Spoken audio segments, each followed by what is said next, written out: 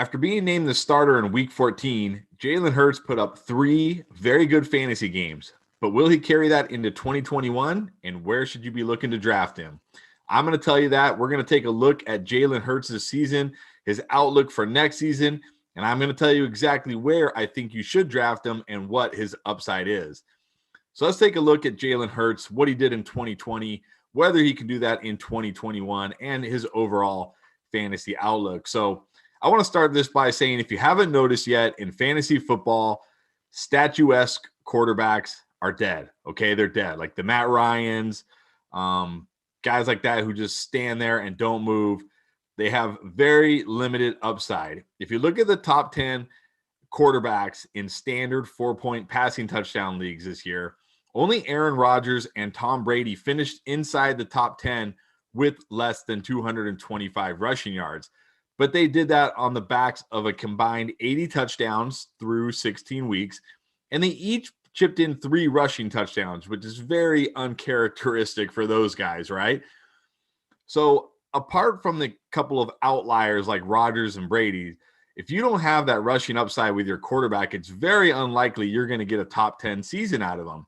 In fact, if you look at the top 10 quarterbacks, on average, they averaged about 400 rushing yards on the season, and that includes Tom Brady, who only had 3 rushing yards. So if you take Tom Brady out of the equation, that number went much higher. And when you look at the elite quarterbacks, like the elite, the Kyler Murrays, the Josh Allens, those guys are running for 400 plus yards. So how does that impact Jalen Hurts? Well, it's a good thing for Jalen Hurts, right? Because one thing we know for sure is he has the ability with his legs, right? In his 3 starts this year, he ran for 106 yards, 63 yards, and 69 yards. That is going to get it done. Plus, he chipped in with 1 rushing touchdown. Now, if we were to extrapolate those yards over a full 16-game season, he would finish with 1,269 rushing yards, which, by the way, would be more than Lamar Jackson had during his record-breaking 2019 season.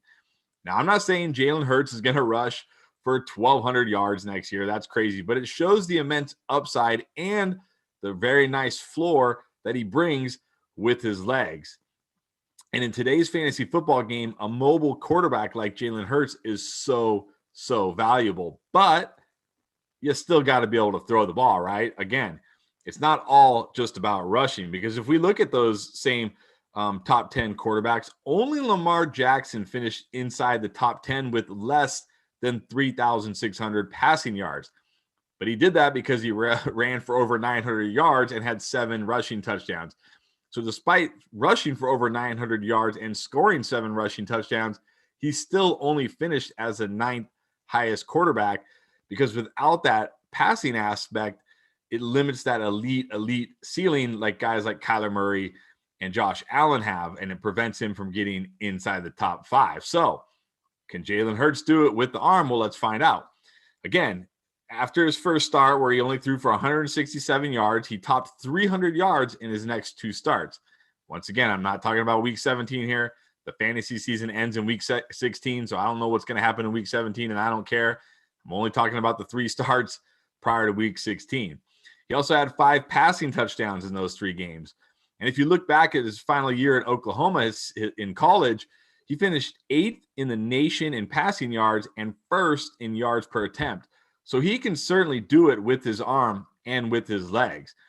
Now, that all sounds great, and you're probably thinking I'm going to tell you to draft him as a number 1 quarterback because, wow, look at all these incredible things. But there are some red flags, and let's get into those, because even Jalen Hurts, for as good as he certainly was not perfect.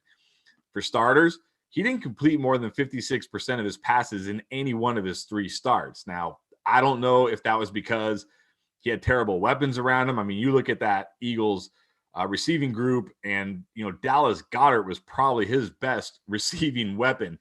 No knock to Dallas Goedert, but when Dallas Goedert is your best receiving weapon, that is not a good receiving group, right? He was throwing touchdowns to Greg Ward of AAF fame. Alshon Jeffrey was out there hobbling around. It was a bad receiving group for him. But it could also be an accuracy issue. Now, I haven't watched every Jalen Hurts snap, so I don't know. I don't know if it was an accuracy issue or if it was the fact that he just didn't have anybody to throw to, or a combination of the two. But the fact remains that that is a concern, right? We'd like to see that number come up a little bit, especially considering he's playing for a team that probably isn't going to throw the ball 40 to 50 times a game. Also, he did have an issue with sacks and turnovers.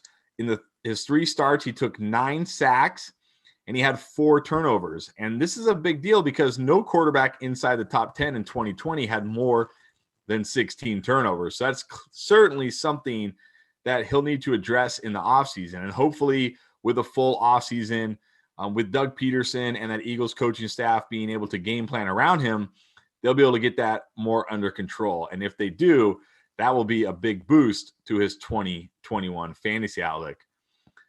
Now, for the part you've been waiting for, where should you draft him? Real quick, before I get to that, if you're enjoying the video, if you're finding it helpful, all I ask is that you really quickly take a second and hit that subscribe button and hit that thumbs up button. It really helps us out.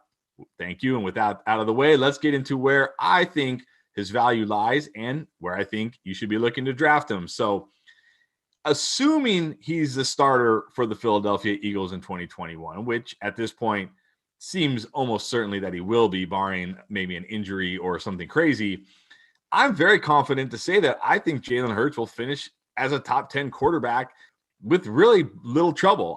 And I think top 5 is certainly well within his range of outcomes. And honestly, I could see a path for him being the number 1 overall quarterback, kind of similar to Lamar Jackson in 2019. If you think back to 2019, if you think back to 2018, Lamar Jackson's rookie year, right? He finished the season. He had some nice games, but of course, like anybody who only plays a few games to finish the season, people are hesitant to draft them.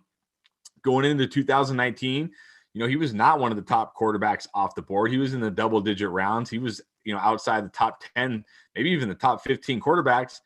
And he ended up being the number 1 overall quarterback and won a lot of people their championships. Now, I'm not saying Jalen Hurts is for sure going to do that, but I do think that is within his range of outcomes. And if you look at the quarterbacks going into 2021, the good news is you probably won't have to draft them very high. I mean, when you look at the perceived elite quarterbacks, right? Kyler Murray, Josh Allen, Patrick Mahomes, Aaron Rodgers, Deshaun Watson, Russell Wilson, Lamar Jackson, Dak Prescott, probably Justin Herbert, maybe Tom Brady, maybe Ryan Tannehill, maybe Joe Burrow coming back off that injury. I mean, there's 12 quarterbacks right there that could realistically be drafted ahead of him, not to mention maybe a few others. You probably won't even have to draft them as a top 10 quarterback, certainly not as a top 5 quarterback. And I would be more than comfortable waiting on the quarterback position if I knew I could get Jalen Hurts as, the 10th, 11th, 12th, 15th quarterback off the board. I would 100% do that every single time because I do believe that he has the type of game that is perfect for today's fantasy football leagues with his running upside. Again, talking about 4-point passing touchdown leagues because that rushing upside does get diminished a bit if you're in a 6-point passing touchdown. But in standard scoring 4-point passing touchdown leagues, Jalen Hurts, is almost a lock for top 10. I mean, I know nobody's a lock, but he feels pretty close to a lock to me for top 10. And again, like I said, I think top 5 and even number 1 overall is within his range of outcomes. Hey, I want to hear from you now. What do you think about Jalen Hurts? Are you going to draft him? Are you going to stay away from him? Are you scared because we only saw a few games from him? How are you feeling about Jalen Hurts? Let me know in the comments. And again, if you haven't yet, and if you found this video helpful, or if you just enjoyed it, I'd appreciate it if you just take 1 second, hit that subscribe button, and click that thumbs up. It really helps out the channel. Let's get that discussion going about Jalen Hurts. It's never too soon to talk about fantasy football 2021 drafts because the more prepared you are, the better you're going to do. The better you do, the more fun you're going to have. And that's what it's all about. All right, guys, thanks for watching, and I'll see you next time.